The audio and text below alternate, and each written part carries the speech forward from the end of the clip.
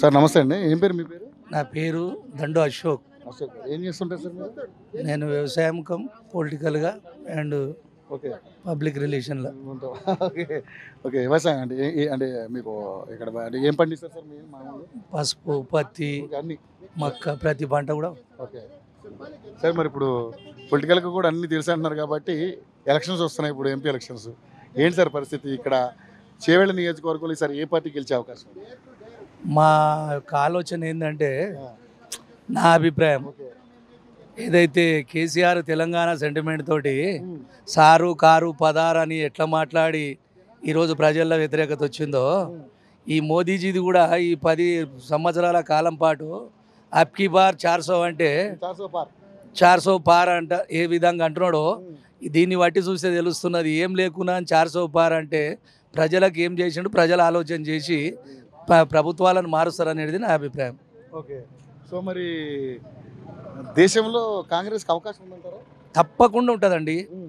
మనకు స్వాతంత్రం వచ్చిన నాడు సంది కూడా కాంగ్రెస్ ఏ విధంగా సామాన్య ప్రజల గురించి దేశంలో ఉన్నటువంటి అన్ని మతాలకు, కులాలకు, అన్ని వర్గాలకు ఆలోచన చేసి ఆనాడు రాజ్యాంగం ద్వారా ప్రజలకు అన్ని సౌకర్యాలు కల్పించనీకే ఈరోజు ఏదైతే అంబేద్కర్ జయంతి ఈరోజు మనం జరుపుకుంటున్నామో, ఆనాడు రాజ్యాంగంలో కూడా ఆయన కూడా ఒక మహానుభావుడే.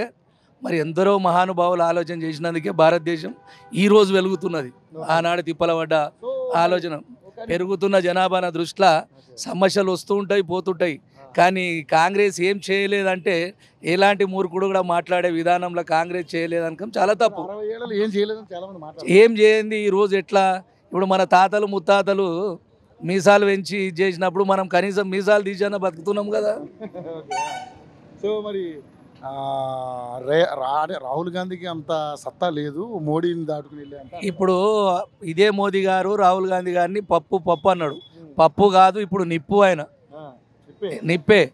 ఎందుకంటే కాలానుగుణంగా మారుస్తుడు. ఆయన పాదయాత్ర కన్యాకుమారి నుంచి కాశ్మీర్ వరకు పాదయాత్ర చేసినప్పుడు కాంగ్రెస్ విధానాల లోపల ప్రజల యొక్క ఒడదొడకలను ఏ విధంగా అర్థం చేసుకొని దేశకాలమాన పరిస్థితుల ప్రజలకు ఏం అవసరం ఉన్నదని చెప్పి ఆలోచన చేసేది ఒక కాంగ్రెస్ పార్టీ. ఈనాడు పప్పు కాదు, ఆయన నిప్పి అని చెప్పి నా యొక్క అభిప్రాయం.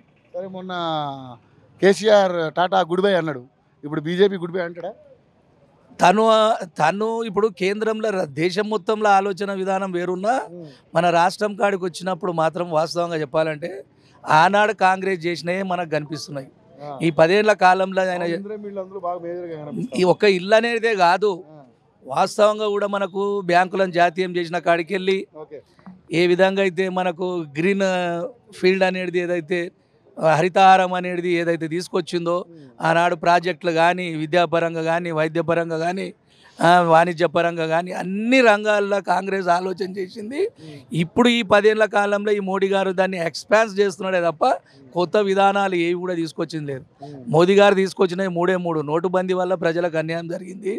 ఒకటి పటేల్ గారి విగ్రహము అక్కడ కట్టడం జరిగింది, ఒక రామ మందిరం తప్ప ఇవన్నీ కూడా ఆర్టికల్ 370 ఉంది. ఆర్టికల్ 370 ఒక మతపరమైనటువంటి మైనార్టీకి సంబంధించింది. 370 అనేది వాళ్ళ యొక్క ముస్లింలకు సంబంధించినటువంటి.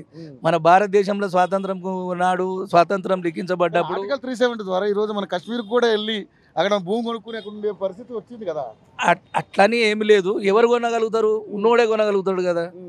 లేనోడైతే ఇప్పుడు సామాన్యుడు అక్కడ పోయి అయితే కొనలేడు కదా. నువ్వు ఎక్కడైనా చంద్రమండలంలోనే పెట్టండి కింద కొంటున్నారు ఉన్నోళ్ళంతా. మరి ఇక కాశ్మీర్లో కొన్నోడు ఇట్లా ఏమున్నది? అక్కడ వచ్చేది ఏముంది? ఉన్నోళ్ళే కొంటారు. మనం ఆలోచన చేసేది కాంగ్రెస్ విధానాల్లో సామాన్యుని గురించి ఆలోచన చేస్తుంది. సో మరి ఏంటి సార్ మరి చేవెళ్ళ నియోజకవర్గం ఎలా ఉండబోతుంది? చేవెళ్ళ నియోజకవర్గంలో పార్టీలు వాస్తవంగా చెప్పాలన్నా అందరూ మారినా, అందరిలో మార్పు జరిగినా కాంగ్రెస్ విధానాల లోపల కాంగ్రెస్ వస్తేనే ఇక్కడ రాష్ట్రంలో కాంగ్రెస్ ప్రభుత్వం ఉన్నది. కేంద్రంలో కాంగ్రెస్ ఎంపీలు గెలిస్తే, ఒకవేళ తప్పిదారికి ఎంపీలుగా గెలిస్తే రాహుల్ గాంధీ కూడా సీఎం అయ్యే అవకాశాలు ఉన్నాయి. కాబట్టి కాంగ్రెస్ రావాలని చెప్పి నా అభిప్రాయం. Thank you sir, thank you so much.